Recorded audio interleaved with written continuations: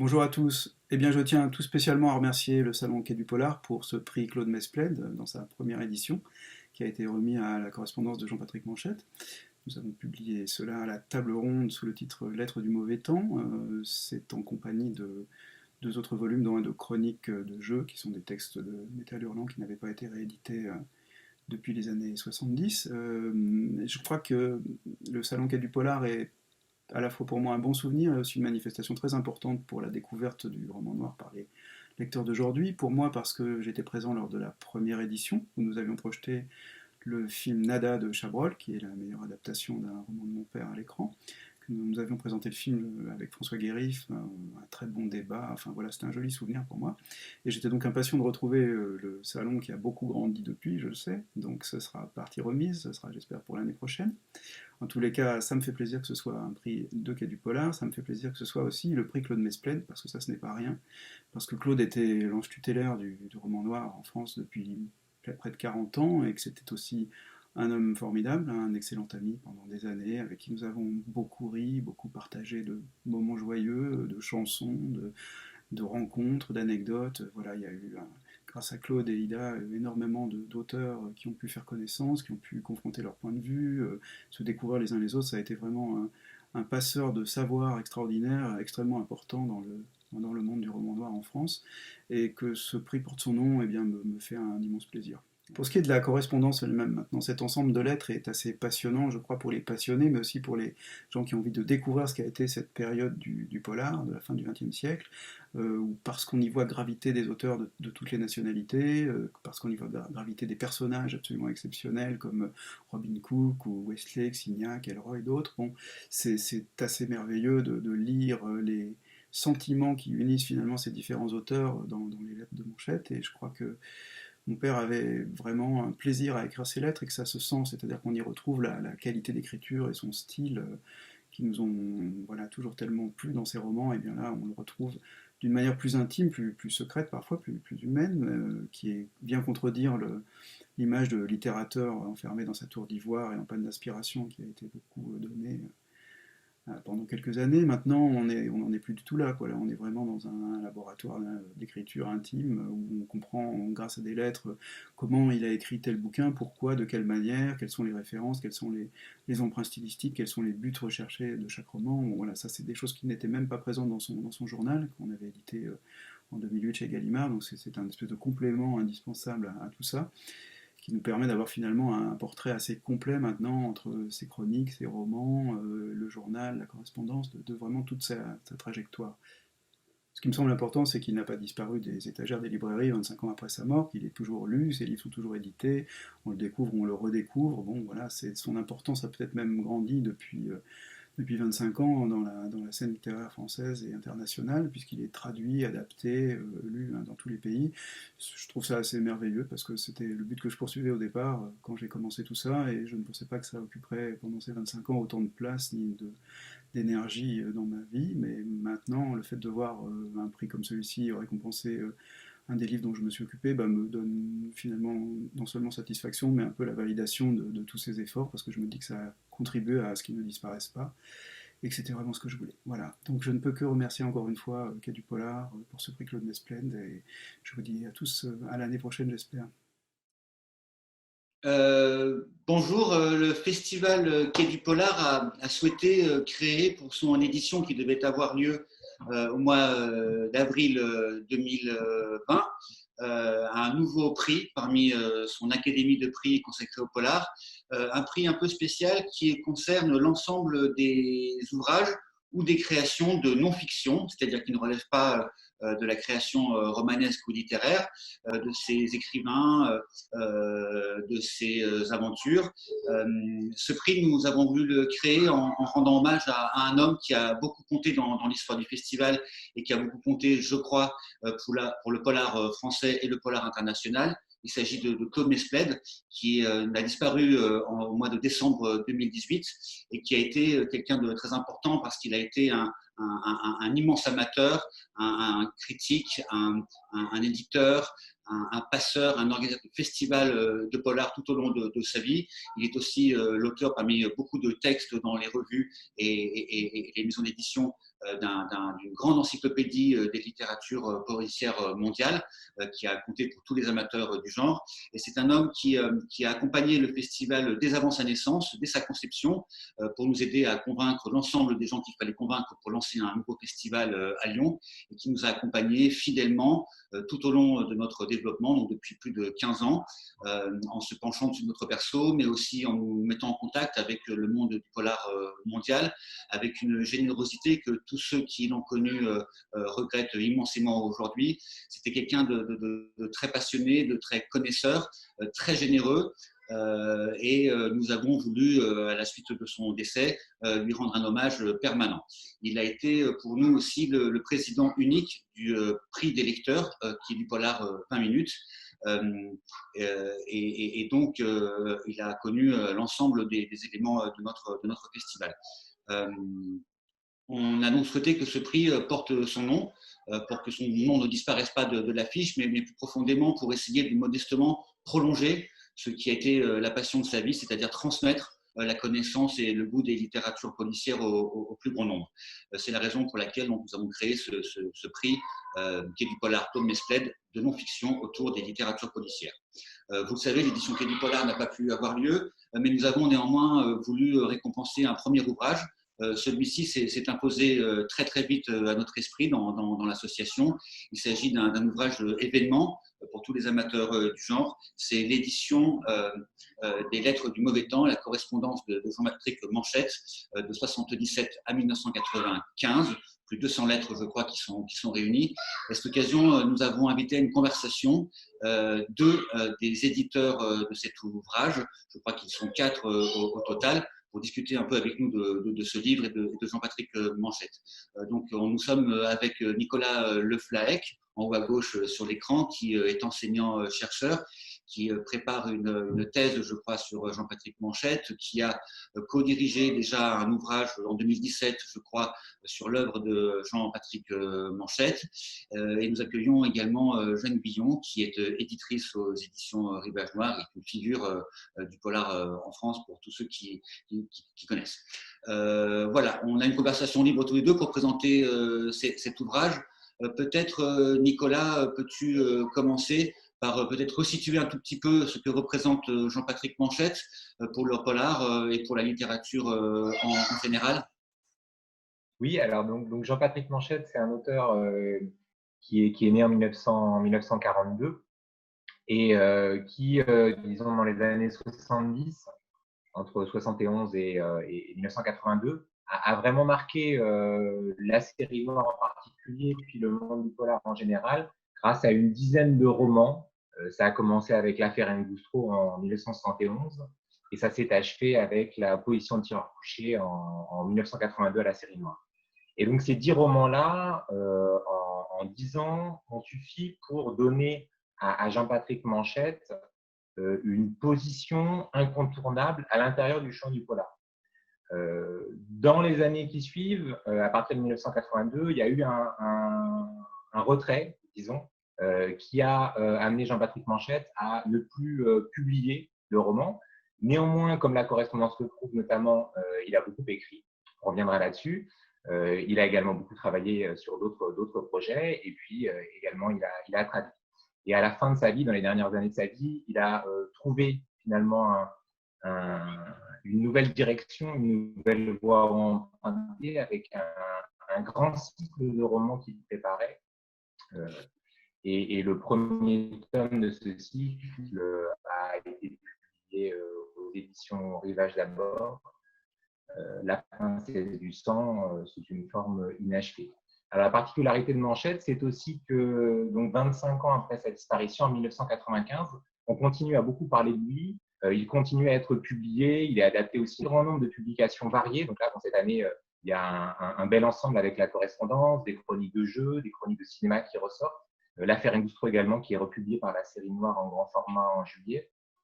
Et c'est surtout un écrivain qui finalement a influencé un très grand nombre d'auteurs de polar évidemment, mais pas seulement. Dans la correspondance, on voit qu'il y a des auteurs très variés, comme on en parlera peut-être, Jean Echnoz. Et puis, c'est un auteur qui compte encore, qui est beaucoup lu. Moi, évidemment, et effectivement, je suis enseignant, donc je travaille Manchette avec, quand j'étais en lycée avant avec des lycéens et puis maintenant avec des étudiants. Et voilà, je peux dire que cet auteur-là, il plaît encore beaucoup à des jeunes filles ou des jeunes hommes d'une vingtaine d'années et que c'est un auteur qui, pour des raisons très variées, a encore vraiment une aura importante. Voilà. Je ne sais pas si je l'ai présenté assez clairement. Merci. Jeanne, peut-être soit compléter ou en tout cas nous dire peut-être comment est né le projet de ce livre, ses circonstances et comment les choses se sont faites. Ben, en fait, moi, je renchéris totalement sur ce qu'a dit Nicolas sur la pérennité de l'œuvre de Manchette, qui en fait ne s'est jamais vraiment démodée, ce qui est assez rare. On en parlait encore, en tout cas par mail, avec son fils Doug Edline, c'est que voilà, 25 ans après sa mort, eh bien, il n'a pas connu de vraie traversée du désert, ce qui est extrêmement rare pour un auteur.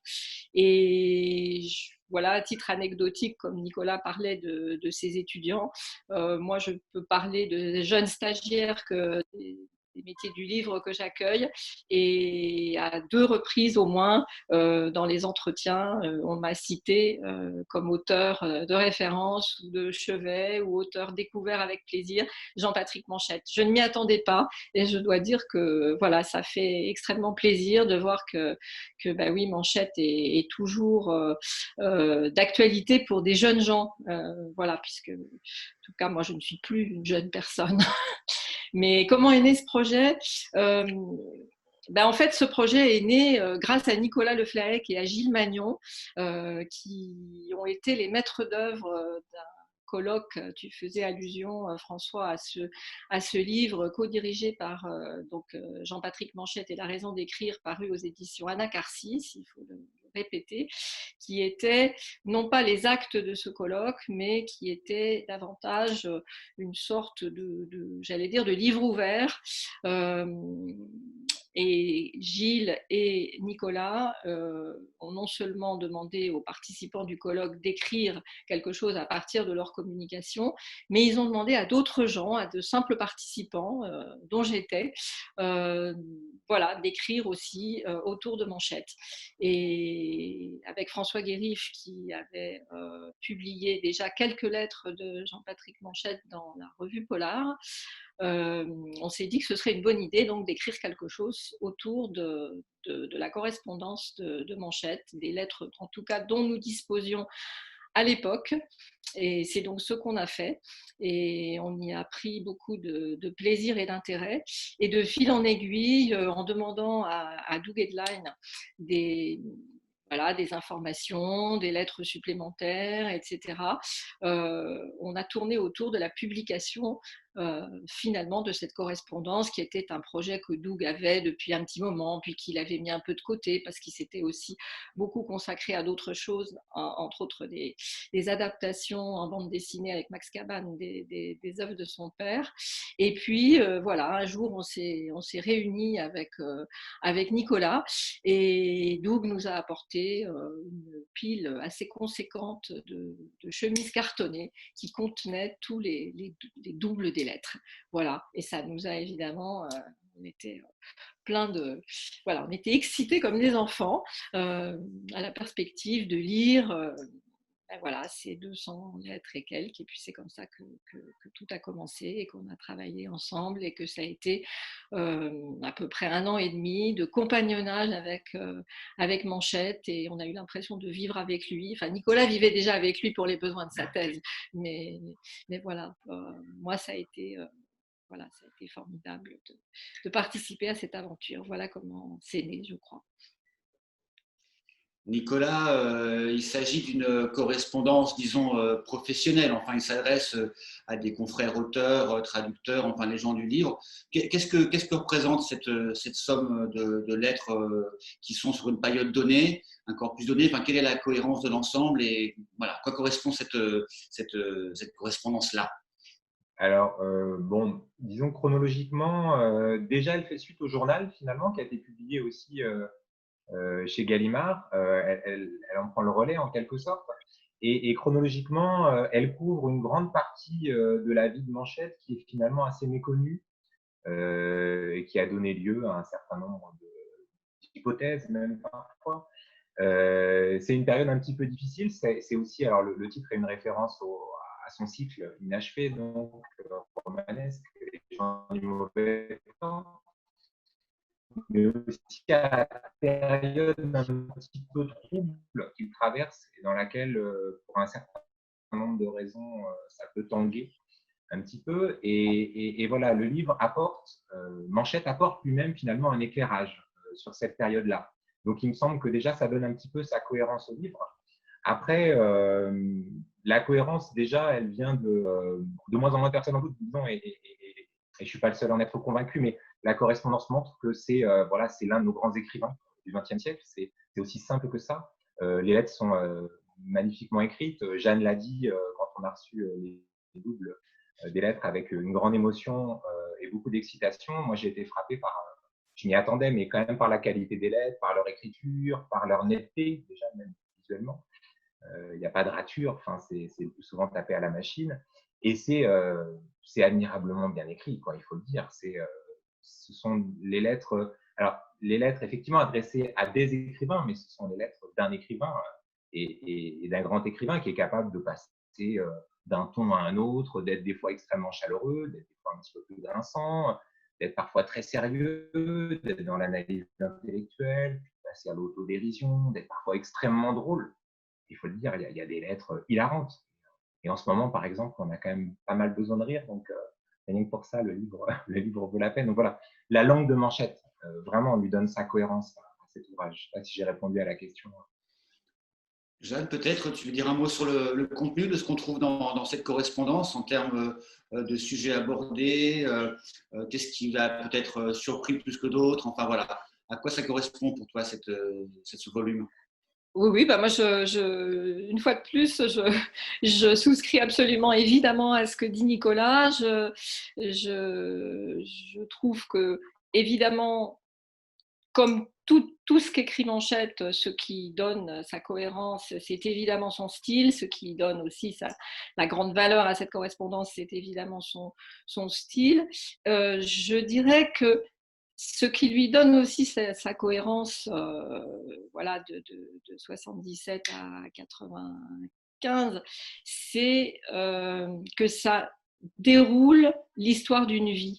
C'est-à-dire que d'une autre façon que dans le journal dont nous n'avons à ce jour qu'un seul tome, mais nous espérons bien convaincre Doug que voilà, la publication du journal se poursuive. Mais je trouve, moi, ce qui m'a frappé en lisant cette correspondance, justement, en découvrant toutes ces lettres que nous ne connaissions pas encore, c'est que ça déroule vraiment le roman d'une vie. Alors, on peut dire qu'il y a peu de détails concrets puisque ça reste une correspondance d'un écrivain, comme l'a dit Nicolas, qui s'adresse à d'autres écrivains comme Jean Echenoz ou qui s'adresse à un conservateur de bibliothèque comme Jacques Faul. Ce sont de très très belles lettres. Moi, j'ai adoré la correspondance avec Jacques Faul. Ou bien à Pierre Signac aussi, qui est aussi une âme sœur pour lui. On sent une telle connivence, une telle complicité.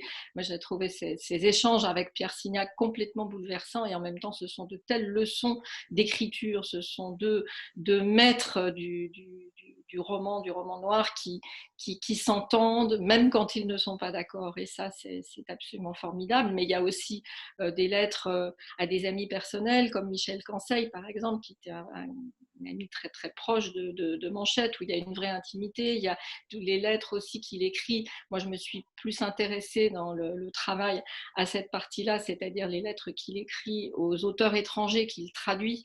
Et là, il y a de très belles choses extrêmement intéressantes aussi, qui jettent un éclairage, là encore très cohérent, sur une activité importante de Manchette et qu'il ne négligeait pas, qu'il ne jugeait pas uniquement alimentaire, qui est la traduction. Sa femme, Mélissa, était aussi traductrice. Et donc, d'ailleurs, Doug raconte cette anecdote que certains jours, quand il était enfant, il entendait uniquement dans l'appartement le tap, tap, tap, tap, tap de la machine à écrire parce que ses deux parents étaient en train de traduire comme des fous. Et c'est vrai que l'activité de traduction est une activité dont Manchette parle aussi beaucoup dans ses lettres. Il n'hésite pas à poser des questions techniques parfois, comme à Ross Thomas par exemple, ou aussi à soumettre des choses comme à Donald Westlake, en fait, etc. Et moi, ça m'a aussi beaucoup intéressée parce que j'y ai vu un prolongement aussi de son activité d'écrivain. Les deux choses se répondent totalement. Et quand on lit une traduction de Manchette, on lit bien sûr avec une grande fidélité le texte de l'écrivain qui le traduit, mais on lit aussi du Manchette. Et ça, c'est extrêmement, extrêmement précieux. Donc tout ça, voilà, comme je dis, ça déroule un petit peu le roman d'une vie. Et quand on arrive aux lettres finales, moi, je les ai relues là, il n'y a pas longtemps, ces dernières lettres, en particulier la toute dernière à Alfred Ebel, où il parle vraiment de sa maladie. Et on ressent qu'on est profondément bouleversé. Donc, je trouve qu'on peut les lire aussi comme ça. C'est une lecture qu'on peut faire par morceaux, en picorant, ou au long cours, pour dérouler en fait la vie de Jean-Patrick Manchette, écrivain.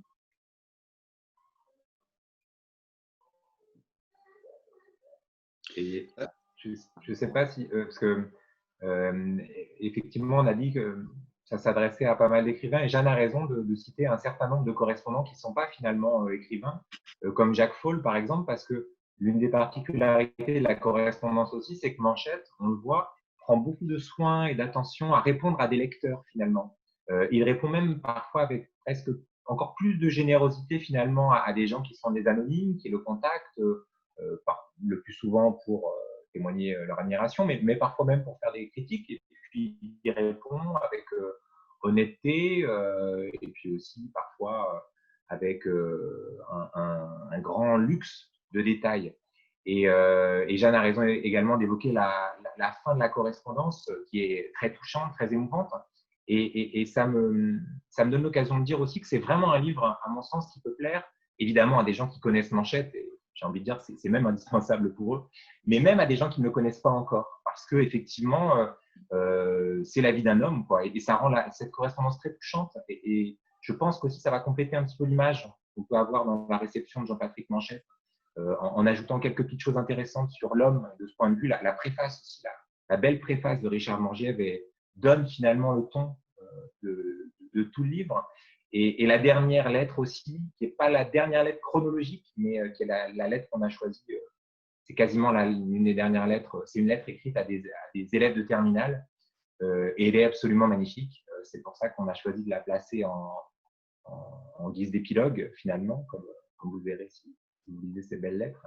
Et cette lettre, elle est somptueuse, quoi. Et elle est adressée à une classe de lycéens, et Manchette vraiment met tout soin possible pour répondre à ses élèves, alors qu'on le sait, si on lit l'ensemble des lettres, il est physiquement fatigué et on est effectivement dans les derniers mois de son existence, quoi. Donc, effectivement, cet axe-là pour le lire aussi, qui est un axe finalement pas seulement littéraire et romanesque, mais aussi humain, donne vraiment sa valeur à cette correspondance-là. Je rejoins Jeanne là-dessus. Il y a d'ailleurs quelques lettres assez étonnantes qui correspondent bien à ce que tu décris comme caractère, qui sont des lettres dont on imagine qu'il prend plus de temps et de peine et d'attention à écrire pour refuser une contribution à une revue, que sais-je, qu'à finalement d'avoir fait la contribution en question. Donc c'est assez étonnant comme chose. Si je peux témoigner rapidement des discussions qui ont entre nous et qui ont décidé de finalement attribuer le prix Claude Mesplède, qui est du polar, à ce livre, c'est vrai qu'on a évidemment compris que c'était un événement important pour tous les amateurs de Manchette ou du genre. Mais qu'effectivement, ça pouvait aussi se lire d'une traite comme le chapitre de la vie d'un homme complètement dans son époque.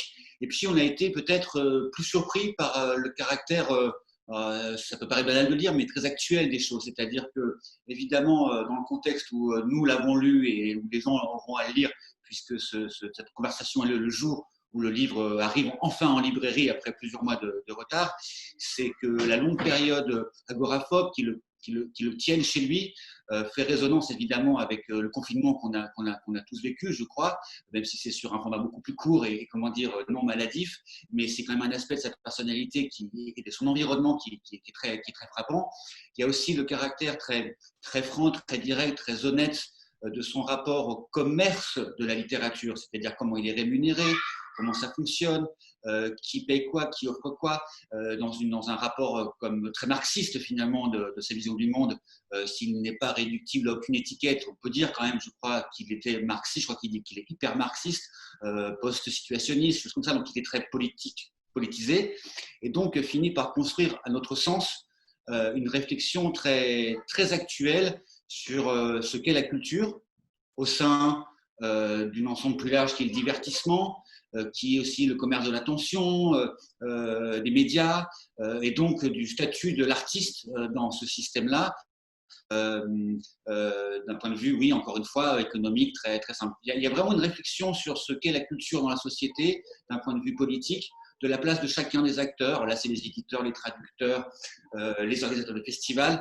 C'est d'ailleurs une sorte de petite ironie de notre part que d'accorder d'esprit à quelqu'un qui détestait à ce point les festivals de littérature et de polar, considérant que ça faisait partie de l'animation culturelle, qu'il dit détester, même si en fait on se rend compte qu'il a été aussi un très grand passeur de livres et d'écrivains.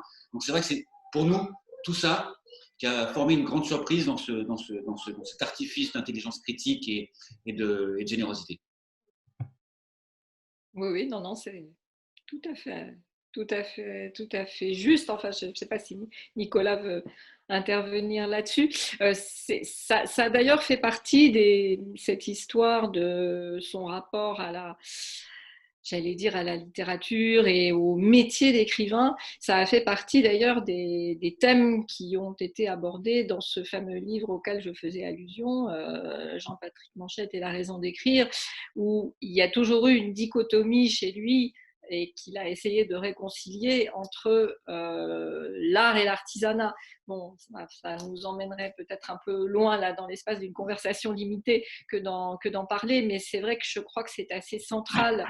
C'est une problématique assez centrale quand on parle de Jean-Patrick Manchette parce qu'il n'a jamais, autant il avait une conception très élevée de l'art, de la littérature, autant il n'a jamais renié, pour lui je crois que c'était complémentaire, l'idée que être écrivain c'était un métier. D'ailleurs il en parle évidemment dans son journal et il a un rapport je crois assez frontal à ce que ça signifie aussi que de gagner sa vie avec ça, qui n'est pas chose facile et que c'est ainsi d'ailleurs qu'il a commencé puisqu'il se met à écrire au départ pour écrire pour le cinéma et c'est seulement après dans l'espoir de voir des romans adaptés que finalement il devient aussi ce grand romancier pour lequel il est connu aujourd'hui.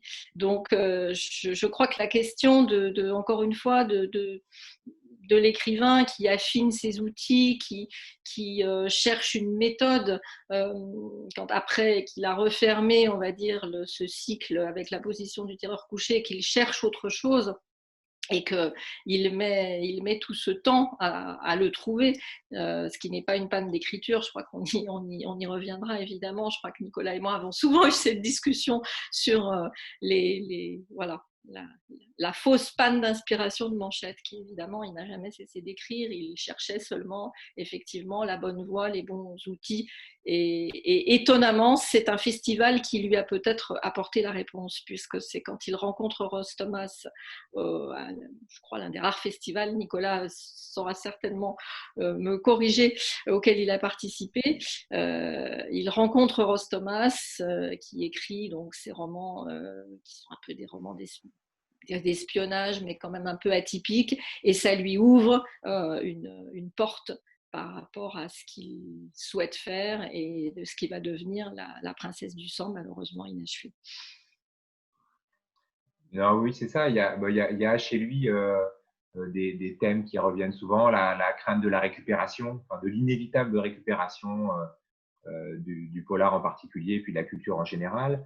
Il y a des éléments qui reviennent dans le livre aussi, hein, qui sont l'idée qu'il est difficile, voire impossible, de vraiment créer à son époque, d'un point de vue artistique. Et il y a en même temps le fait qu'il continue à le faire. Alors, c'est ce qui en fait, à mon avis, aussi un auteur intéressant, c'est qu'il est plein de contradictions dont il a lui-même conscience. Ça, c'est vraiment une particularité intéressante. Et puis aussi, à mon sens, c'est quand même une forme d'humilité, parce que, bon, on présente parfois encore avec l'image de théoricien austère et des fois proche de l'arrogance. Or, si on lit vraiment la correspondance et si on voit quels sont ses rapports avec d'autres écrivains, j'en ai parlé tout à l'heure de Pierre Signac, mais quand il écrit à Pierre Signac, il considère, et je pense qu'il le dit assez, il est assez honnête dans l'ensemble de la correspondance pour qu'on prenne conscience de sa sincérité, il considère que Pierre Signac est un grand écrivain et que lui, Manchette, n'est qu'un écrivain, un aimable écrivain de seconde zone.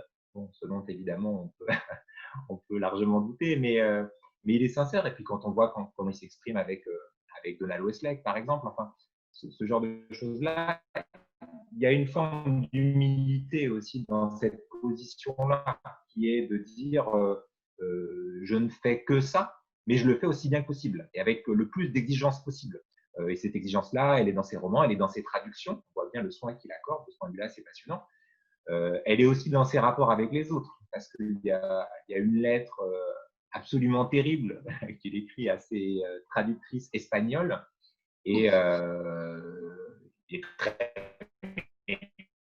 content de leur travail, à juste titre, parce que par exemple, c'est pour la traduction de L'homme au boulet rouge, et puis quand il est question, puisqu'il est question un petit peu de la commune, quand il est question des Versaillais, on ne comprend pas du tout l'allusion, donc elle le traduit. Ça n'empêche pas l'exigence, mais la correspondance va aussi éclairer, à mon avis, cet aspect-là très intéressant de son rapport à l'art, à la création, qui ne cesse d'évoluer, tout en restant cohérent. Très bien. Je pense qu'on a donné un peu accès et envie d'accéder à ce livre. Vous voulez peut-être ajouter quelque chose pour les futurs lecteurs qui trouveront donc ce volume de correspondance en librairie à partir d'aujourd'hui, le 28 mai?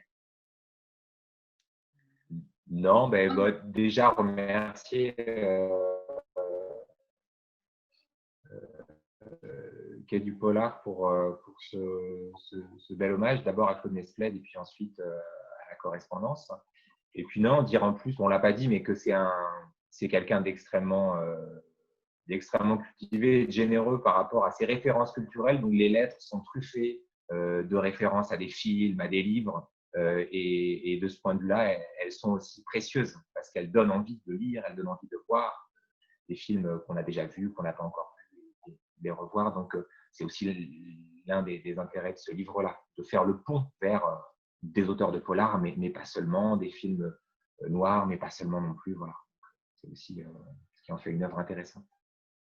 Oui, oui, je pense. Moi, je me joins évidemment au nom de nous quatre, hein, la bande des quatre. Voilà, on est touchés que Manchette, à travers notre travail, soit finalement voilà, mis à l'honneur et que ça se passe par l'intermédiaire de Claude Mesplède, qui est l'un des correspondants auxquels Manchette écrit, avec d'ailleurs divers tons. Il y a certains moments où évidemment c'est très très amical, et puis il y a une lettre en particulier où il lui répond beaucoup plus fermement que non, il ne va pas participer à un projet que Claude voulait lancer pour rendre hommage à Robert Soula. Voilà, et il le lui dit sans embâche parce qu'il trouve ce projet trop commercial. Voilà, il ne voulait pas que ça ait un caractère commercial, et on reconnaît bien l'intransigeance aussi de Manchette dans cette lettre. Donc c'est vrai que voilà, il y a tout ce côté passeur de Manchette auquel moi aussi j'ai été extrêmement sensible à lire cette correspondance. Personnellement, moi j'ai beaucoup appris sur Manchette bien sûr, mais pas que, parce qu'il donne envie d'aller. C'est quelqu'un qui avait, comme l'a dit Nicolas, une culture immense, une bibliothèque immense. D'ailleurs, il parle de la construction de ces étagères de bibliothèque aussi dans le journal et dans la correspondance. Et on sent que, évidemment, c'est capital pour lui. Et donc, il donne envie aussi aux lecteurs, tout simplement, d'aller d'aller lire des choses, d'aller voir des films, de se cultiver. Mais autant il peut être extrêmement théorique par moment, autant, moi, je trouve que ce n'est pas ça qui domine dans les lettres. Comme l'a dit Nicolas tout à l'heure, il a souvent été accusé d'être, en tout cas taxé d'être froid, d'être un théoricien désincarné. Et ces lettres démontrent exactement le contraire. Moi, j'incite les lecteurs à aller tout simplement s'amuser, ne serait-ce que des calembours qu'il échange avec Pierre Signac. Quand il l'appelle, Signac l'appelait mon cher Manchemolle et mon cher Gros Titre. Et je laisse au lecteur découvrir les calembours de Manchette. Je ne vais pas les révéler parce qu'ils sont potaches et vraiment très très drôles. Et je crois que ça va donner une nouvelle image de cet auteur qu'on a peut-être mis un petit peu sur un piédestal, alors qu'on le mette sur un piédestal en tant que grand auteur littéraire, oui, mais en tant qu'homme, non, parce que je crois que ça nous donne une proximité avec lui. Et donc, j'espère que ce sera ressenti par les lecteurs. Et moi, je me permets d'ajouter une petite chose, puisque ça paraît également chez le même éditeur à la table ronde, c'est qu'on peut beaucoup s'amuser avec ce livre-là, qui sont les chroniques de jeux que Manchette a tenues entre octobre 78 et 1980 dans Métal Hurlant, qui s'appelait Play It Again Dupont, et que là, si vous voulez rire, mais vraiment, vous rirez, quoi. C'est tellement du Manchette qui est en liberté totale, qui s'amuse, qui en même temps fait œuvre sociologique. C'est pas juste des chroniques de jeu, quoi. C'est du pur Manchette, et en même temps, on a besoin de s'amuser en ce moment, et je crois qu'avec ces chroniques aussi, on peut énormément s'amuser, et en même temps s'amuser à la Manchette, c'est-à-dire avec une espèce de bouffée d'intelligence qui fait tellement, tellement bien. Voilà. Bien, merci en fait et bravo à vous et tous ceux qui ont contribué à ce magnifique travail très précieux. J'espère qu'il aura beaucoup de lecteurs, qu'il fera beaucoup de romanciers, quand c'est aussi une fabrique de l'écrivain, cette correspondance. Et merci aussi pour cette conversation qui ne remplacera jamais évidemment la rencontre que nous aurions dû avoir en avril dernier, mais on en aura d'autres, j'en suis certain. Moi, je montre quand même le dictionnaire de Claude Mesplède aussi, à l'envers évidemment, mais j'espère qu'il est encore disponible chez l'édition Joseph K. Voilà.